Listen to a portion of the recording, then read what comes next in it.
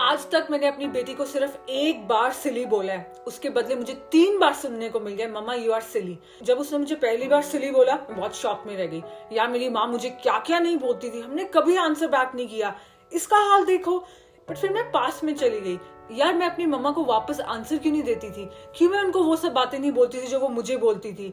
उसका कारण ये था मैं डरती थी फिजिकल वायलेंस से, देसी भाषा में कहीं थप्पड़ ना पड़ जाए। बट मेरे पुराने वीडियो से, मेरी रिसर्च से, या फिर जिस कंट्री में मैं रहती हूँ जहाँ पे मैं बहुत सारे सक्सेसफुल पेरेंट्स देखती हूँ, मैं भी समझाऊंगी सक्सेसफुल पेरेंटिंग क्या होता है। वो बच्चे को बिना मारे बिना गुस्सा किए अपना सारा कहना मनवा लेते हैं। इसका मतलब मेरे पास क्या ऑप्शन था? एक ही ऑप्शन था, I should mind my words. मुझे अपनी बेटी को सिली नहीं कहना है अगर मुझे 3 बार सिली नहीं सुनना है। इस मॉडल को टेस्ट करने के लिए मैंने अपने जर्मन फ्रेंड्स को देखना शुरू किया जिनको मैं बहुत सक्सेसफुल पेरेंट्स मानती हूँ। सक्सेसफुल पेरेंटिंग किसको कहते हैं? मतलब आपके बच्चे ऑटो पायलट मोड में रन कर रहे हैं येट वो कंट्रोल में है। यहाँ पे औरतों के पास ऑप्शन ही क्या है? घर का सारा काम खुद करना है, कोई नहीं आता बाहर से काम करने के लिए। उन लोगों को फिट भी रहना है। मेरी कोई जर्मन फ्रेंड नहीं है जो फिट नहीं है, सब मेरे जैसी ही दिखती हैं। मतलब अपने शरीर को रोज का 1-1.5 घंटा देना। उसके बाद सारी औरतें वर्किंग होती हैं, 8 से 9 घंटे काम भी करना। और अगर आप जर्मन्स का घर देख लो, इतना ऑर्गेनाइज्ड होता है जिसे कहते हैं पिन पॉइंट ऑर्गेनाइज। तो इनके पास कोई ऑप्शन ही नहीं है कि बच्चों को ऑटो पायलट मोड में रन करना। ऑटो पायलट मोड का मतलब ये होता है बच्चा खुद ब्रश कर रहा है, अपना सामान खुद उठा रहा है, अपना रूम साफ कर रहा है, खुद खाना खा रहा है, खुद बेड में जा रहा है। मैंने अपनी बेटी को बहुत ज्यादा ऑटो पायलट मोड में कर दिया है। सिर्फ एक चीज है, मैं उसको खाना खुद अपने हाथ से खिलाती थी। मुझे इंडिया में ये सजेशन मिली थी कि यार माँ को ही बच्चे को खाना खिलाना चाहिए, वही मैंने वो सजेशन मानी और मैं आज तक ये चीज मेरी बेटी को नुकसान दे रही है। क्यों? जब वो किसी बर्थडे पार्टी पे जाती है या स्कूल में जाती है, वो एक्सपेक्ट करती है उसको कोई खिलाएगा। हर बार वो चिड़ी हुई स्कूल से, हर बार वो बर्थडे पार्टी से चिड़ी हुई घर आती है। तो मैं ये कोशिश करती हूँ कि मैं इसको घर से कुछ खिला के भेजूं। बट मैंने अपने आप को बांध लिया, मतलब opposite of auto pilot mode. और auto pilot mode yet control, इसका मतलब क्या है? इसका मतलब आपका बच्चा ये डिसीजन ले सकता है कि आज उसको पिंक फ्रॉक पहननी है या ब्लू फ्रॉक पहननी है, पिंक सॉक्स पहननी है या ऑरेंज सॉक्स पहननी है। बच्चे को पता है कहाँ पे वो इंडिपेंडेंट डिसीजन ले सकता है और कहाँ पे उसको माँ से डिसीजन लेना है। एग्जाम्पल, घर से बाहर जाना है, माँ से डिसीजन लेना है। हर बार कैंडीज का बॉक्स, चॉकलेट का बॉक्स खोलने से पहले उसे माँ से परमिशन लेनी है।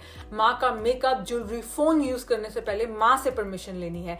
This is so so beautiful.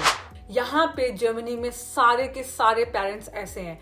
उनका बच्चा हमारे घर पे आता है और अगर उनकी मॉम का किसी चीज पे कंट्रोल है, वो लोग ये कहते हैं प्लीज मेरी मम्मा से बात कर लो क्योंकि इस चीज पे मैं इंडिपेंडेंट डिसीजन नहीं ले सकता हूँ। इसे कहते हैं बच्चे माँ बाप से डरते नहीं हैं, बच्चे माँ बाप की रिस्पेक्ट करते हैं। मैं फिर से पास्ट में चली गई कि यार मैं मम्मा से ज्यादा डरती थी या उनकी रिस्पेक्ट करती थी। उसका आंसर था क्या मैं मम्मा के रूल्स उनकी एब्सेंस में मानती हूँ? इसका आंसर है नो। हम नए नए जवान हो रहे थे, मेरी मम्मा बहुत डांटती थी फैशन टीवी चैनल देखने से। सबसे पहले अगर आप किसी चीज के लिए बच्चे को मारोगे, ओवर रिएक्ट करोगे, वो चीज बहुत इंटरेस्टिंग हो जाती थी। जैसे ही मम्मा ने नानी के घर जाना, सबसे पहला मम्मा ने घर से बाहर निकलना, मैंने टीवी ऑन करना और मैंने फैशन टीवी में देखना ऐसा क्या है, अच्छा इसमें छोटे कपड़े हैं। छोटे कपड़े नहीं मम्मा पहने देना चाहती। मुझे कितनी बार मार पड़ी है कि मैंने जब भी शॉपिंग पे मम्मा के साथ जाना है, मैंने छोटी स्कर्ट उठाना है क्योंकि मेरे लिए वो जिंदगी थी। आज की डेट में मेरी बहुत ज्यादा मॉडर्न फैमिली में शादी हुई है। 1980s में जब मेरे सास ससुर, मेरे mother in law, father in law बाहर घूमने जाते थे तो मेरी मदर इन लॉ उस टाइम पे स्विमिंग के time swimming costume, she is a very great swimmer, बहुत छोटी स्कर्ट पहनना, उस टाइम पे वो ये सब कर रही थी। आज की डेट में क्योंकि मुझे इस चीज की खुली छूट है, मैं ज्यादा हाई नेक पहनती हूँ और अपनी बाजुएं भी ज्यादा ढक के रखती हूँ। क्यों? मेरे लिए इंपॉर्टेंट ही नहीं है। तो सबसे पहले जिस चीज को आप ज्यादा नो बोलोगे वो चीज बहुत ज्यादा इंटरेस्टिंग हो जाएगी बच्चे के लिए। अब टीवी देखते देखते लेट्स से एक किसिंग का सीन आ गया और सोफी किसिंग का सीन देख रही है। उसने कहा मम्मा कैन गर्ल किस अ बॉय? सबसे पहले it's not a Abu, yes they किस, या मम्मा ऑल्सो किस, या पापा, बट यू कैन ओनली किस योर हस्बैंड। तो फिर मैं मुझसे पूछती है मम्मा कहना है किस ल्यूक? उसकी क्लास में एक लड़का है। अचानक से दिल मेरा रुक जाता है धड़कना, बट मैं रिएक्ट नहीं करती हूँ। मैं कहती हूँ Sophie he is not your husband. So I am integrating a value that Sophie when you grow up, जब आप बड़े हो जाओगे, अपना कॉलेज खत्म कर लोगे, you can marry a guy and you can किस यू कैन किस दैट पर्सन। मुझे इसको टैबू नहीं बनाना है। अगर मैं किसिंग का सीन बंद कर दूंगी, उसके सामने टीवी बंद कर दूंगी, आई एम प्रीटी श्योर आपका बच्चा एक्सपेरिमेंटेशन फेस में निकल जाएगा। फिर मेरे मन के अंदर सिर्फ एक क्वेश्चन बचा था। कई बार बच्चे वायलेंट एक्ट कर देते हैं जिसमें हमें पेन होती है। सोफी को मेरी कंघी करना बहुत पसंद है एंड समटाइम वो इतनी जोर से कर देती है कि चिल्लाने का मन करता है। ये टेक्निक मैंने किड्स साइकोलॉजिस्ट डॉक्टर चार्ल्स फे, उनके मैंने बहुत सारे वीडियोस देखे हैं, सीखी है। यूट्यूब पर भी है, उन्होंने बुक्स भी लिखी है। बुक और उनकी वेबसाइट का नाम है लव एंड लॉजिक। एग्जाम्पल, आपका बच्चा चॉकलेट खा रहा है, माँ पहले बोलती है बेटा बस कर, चॉकलेट नहीं खानी। बेटा मैंने बोला चॉकलेट नहीं खानी। बेटा मैं उठा के सारी चॉकलेट्स बाहर फेंक दूंगी, चॉकलेट्स मत खा, दांत सड़ जाएंगे, चॉकलेट्स मत खा। नहीं, you have to put a logic to stop the kid. You have to show them कि आप बच्चे को इतना प्यार करते हो कि आप उसको चॉकलेट खाने से आने वाले पेन में देख नहीं सकते हो। सो आई टेल सोफी अगर आप चॉकलेट खाओगे आपके दांत खराब हो जाएंगे और डेंटिस्ट या मशीन में जब यहाँ पे होल करेगा, mama love you so much Sophie, I can not see my baby in pain. ये टेक्निक मैंने डॉक्टर फे से सीखी है। दूसरी चीज, आप उसे पोस्टपोन कर सकते हो। ये भी मैं करती हूँ कि सोफी हम खाना खाने के बाद चॉकलेट खाएंगे। आप उनके सबकॉन्शियस माइंड को ट्रेन कर रहे हो। मैं आपको स्टोरी से समझाती हूँ। एक इंसान पहली बार घोड़े पे बैठता है, घोड़ा चल रहा है, गड्ढा आया, इंसान ने घोड़े को कहा जंप।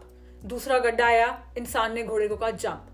तीसरा गड्ढा आया, इंसान घोड़े की घुड़सवारी कर रहा है, उसने कहा जंप। फिर क्या हुआ, इंसान सो गया। जब 5वीं बार गड्ढा आया, घोड़े ने खुद ही जंप कर दिया। क्यों? घोड़े के सबकॉन्शियस माइंड में ये चीज आ गई थी जिसको कहते हैं ऑटो पायलट, कि इस बिहेवियर पे ये एक्सप्रेशन देना है।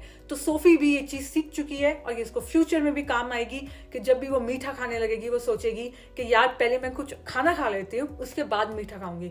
उसके बाद मीठा खाने का मन ही नहीं करता है। जो लास्ट चीज है, मैंने अक्सर बच्चों में देखा है, हमने बच्चों को सिखाया ही नहीं है कम्युनिकेट करना। भूख लगी है तो मुझे खाना दो। बच्चे क्या कहते हैं, मेरे को चॉकलेट चाहिए, मुझे बिस्किट चाहिए। इसका मतलब उनको भूख लगी है। और अगर खाना खाने के बाद बार बार चॉकलेट खाते जा रहे हैं, इसका मतलब उनका पेट नहीं भरा है। तो बच्चों को कम्युनिकेट करना कैसे सिखाना है, मैं इस पर एक फुल वीडियो बना सकती हूँ। आप नीचे कमेंट सेक्शन में छोड़ देना। मेरा पर्सनल एक्सपीरियंस है, मैं माँ हूँ, मैं यहाँ जर्मन्स के साथ रहती हूँ, इनको मैं सक्सेसफुल पेरेंट्स मानती हूँ। क्योंकि जिस फ्रेंड की मैंने बात की उसके 3 बच्चे हैं, 3 बच्चे, एंड वो बहुत फिट भी है एंड उसका घर पिन पॉइंट रहता है, उसके घर पे कोई हेल्पर भी नहीं है, बिकॉज हर चीज ऑटो पायलट मोड पे चल रही है, yet in control. Comment section में लिख दो आपको वीडियो पसंद आया, ऐसे और आपको वीडियो चाहिए, और मैं आपसे मिलूंगी नेक्स्ट वीडियो में। Let's be better parents. Take care, bye bye.